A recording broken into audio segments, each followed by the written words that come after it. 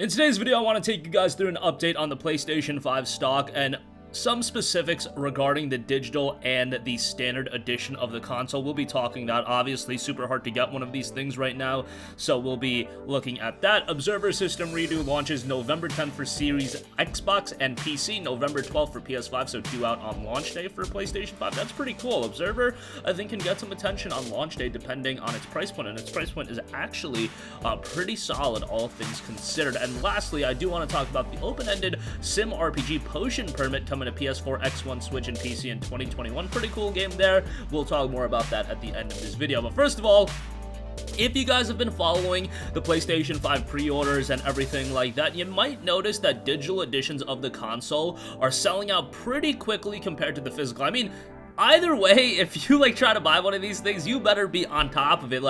I got one luckily because I saw a post that Target pre-orders were live, and I literally ordered it the minute the tweet went up. So yeah, just to give you guys an idea of how fast you have to be, I have not seen one of these consoles up for more than 5 minutes, and thankfully I have a friend that is stalking it and just called me whenever a pre-order went live, and I was able to get it pretty easily. But I know for a lot of you guys have work, you guys have kids, you have your family. You can't be on Twitter 24/7 trying to get a PS5, and I know that's super unfortunate.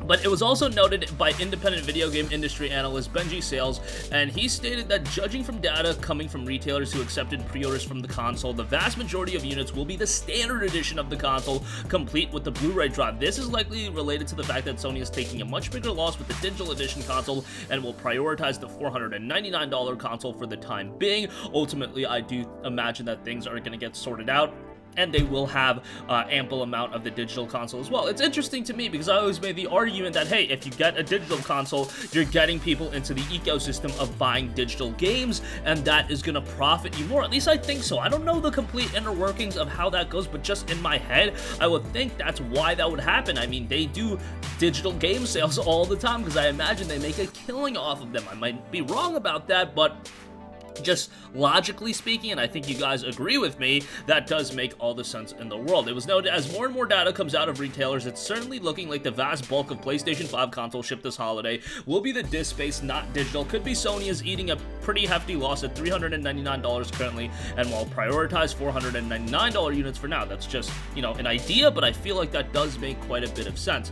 Benji Sales also added, my guess is we'll see a lot more digital consoles on the market eventually. I doubt this is a long-term thing, but yeah, those wanting a digital-only PS5 might be much more difficult to get a hold of than the disc over the next several months. So that is something interesting to note.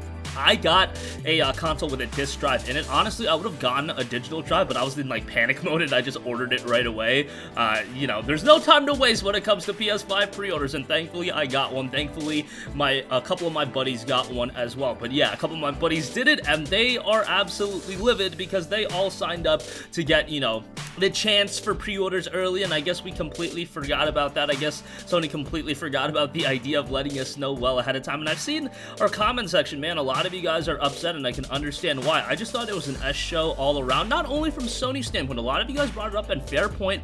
Retailers going live with their pre-orders day of instead of the next day. I mean, Sony comes out and they say, hey, pre-orders are going to be live tomorrow, and then retailers are like, nah, bro, pre-orders are live right now. I mean, who thought that was a good idea? That's obviously going to be pandemonium. It was chaos that day, absolute chaos.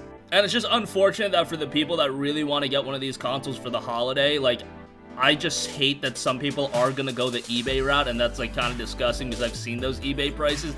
God damn it, and they're only probably going to get higher. I don't know what the stock is going to be through the rest of the year, and what's scary to me is how Black Friday is going to be. I mean, we're living in a pandemic era. PlayStation 5 definitely has more buzz than PlayStation 4. It's going to be one of the hot ticket items come Black Friday, and people are going to be, killing each other. That's a little bit of hyperbole, but you get the idea, to try to get this console on Black Friday, because I imagine every store is going to get a few units in for Black Friday. That's usually how it works, but I remember PS4 is just selling out right away Black Friday of 2013. So we'll see how this turns out. If you want a digital edition, that's going to be even harder, but the standard edition, I've been seeing it come in stock and out of stock a little bit over the last 2 days. Hopefully you guys can get lucky. But man, it's looking pretty grim. Alright, moving on from that, Observer System Redux launches November 10th for Xbox Series and PC, November 12th for PS5, so that is a launch day for PS5. Is Xbox Series and November 10th release? Am I completely out to launch, or did I thought that was no... Oh, it is November 10th. For some reason, I thought it was November 13th. Okay, so yeah, Xbox Series has a little bit of a jump on the PlayStation 5. I totally did not know that. Whatever. The PlayStation 5, it'll be out November 12th, a launch day, so this is actually a really great game, and they're upgrading it for the next-gen release. I would highly recommend you guys to check this out. It was an awesome game. The year is 2084, a dark cyberpunk world with shattered by plagues and wars. Become a neural police detective and hack into the jagged minds of others. Make use of anything they felt, through a thought, or remember to solve the case and catch the elusive killer. This is an upgraded version of the original Observer, and the original Observer was pretty damn good. This one has some graphical upgrades and some other upgrades as well, so definitely want to be on the lookout for. It's going to be $29.99, so a pretty good price point as well. It's not like the lengthiest game in the world, obviously, but it's pretty good for what it is, and definitely might not be a game that, you know, everybody cops at launch, but one to have on your radar, especially if you didn't play it this past generation. I thought it was quite good, all things considered. Alright, lastly, I do want to note the open-ended sim RPG Potion Permit is coming to PS4, Xbox One, Nintendo Switch, and PC in 2021. P-Cube will release a massive Hive Media developed open-ended sim RPG Potion Permit for PS4, X1, Switch, and PC via Steam in 2021.